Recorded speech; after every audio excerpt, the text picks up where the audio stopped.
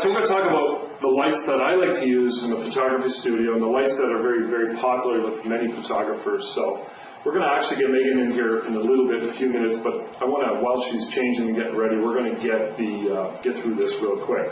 One of my most popular and most favorite lights ever is called the Octodome. Now this is I think it's a 4-foot Octodome. I get it from Policy Duck. And it's a large light source, as you can tell. It opens up, there's a diffusion panel inside. You can take it off. You can take both diffusion panels off if you wish. I generally use it as is with both panels on for a nice, soft, directional lighting. Now, you might be asking, do I need a big, giant light source like this? The only reason you would need a big light source is for big subjects. It's really, really simple. If you have a large area you want to light, use a large light source.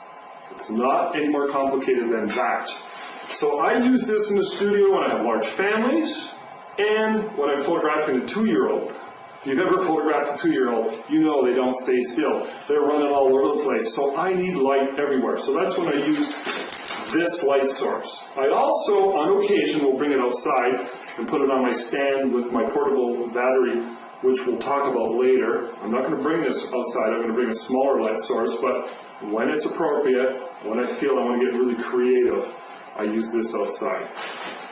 The other light source that I use quite a bit in the studio, it's a softbox. Softboxes are very, very popular. Of course, the Octodome is somewhat of a softbox, but it's got 8 sides to it. So this is a large, I think it's 4 feet by about 24 inches softbox with a diffusion panel on it, with the 8 crates on it for more control. So it's a very soft light, and as well it's very, very controlled as far as the direction of the light. This is a very nice light to use if I want to photograph, let's say, a high school senior or anybody where it's a full-length picture because of its vertical nature. It's very long and vertical, so I can cover from top to bottom. So I will use it under those circumstances, and I'll also use it for smaller families. One of my favorite lights is the small mini Octodome. Makes a nice hat, fashion statement and all. But it's exactly like the large Octodome, except it's much smaller. And it's got the diffusion panel with the 8 crates as well. I use this a lot in my studio. I use this for babies, children, small families, individual executive portraits, and I also use it on location with my portable battery pack, and we're going to show you that in a little bit. But for now, let me explain to you how this works. It's a wonderful, wonderful softbox because it actually compresses down.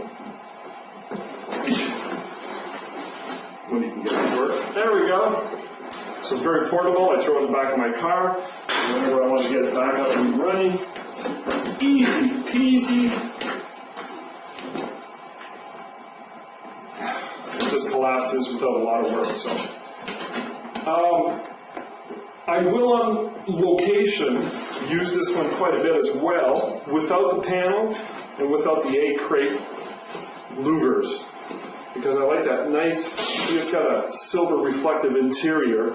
So on location, when I'm photographing either a couple or a family, it's got a nice vibrancy to it. So it's an excellent light source to compensate and use with, not compensate, but to compensate, but to compensate. The word I'm looking for is not accommodate.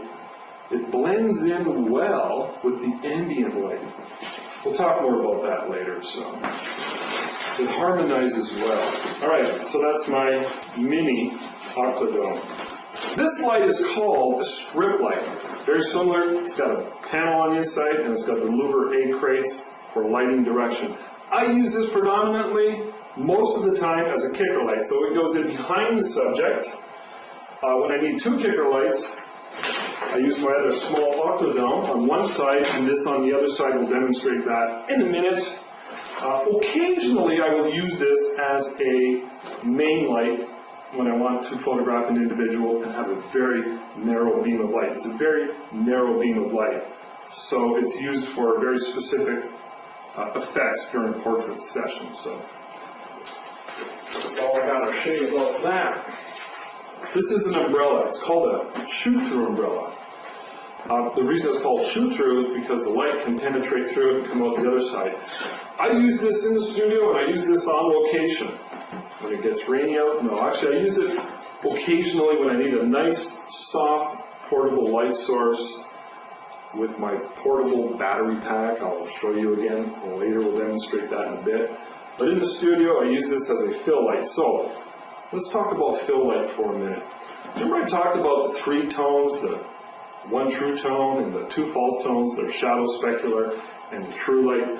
Well, this is the light in my studio that works with creating enough density within the shadow. So it fills in a certain amount of detail in the shadow. That's what this light does. Hence it's called a fill light. So I want to talk about fill light just for 1 second. And again, we're going to talk about this and I'm going to demonstrate throughout the series exactly how it applies during an actual photo shoot.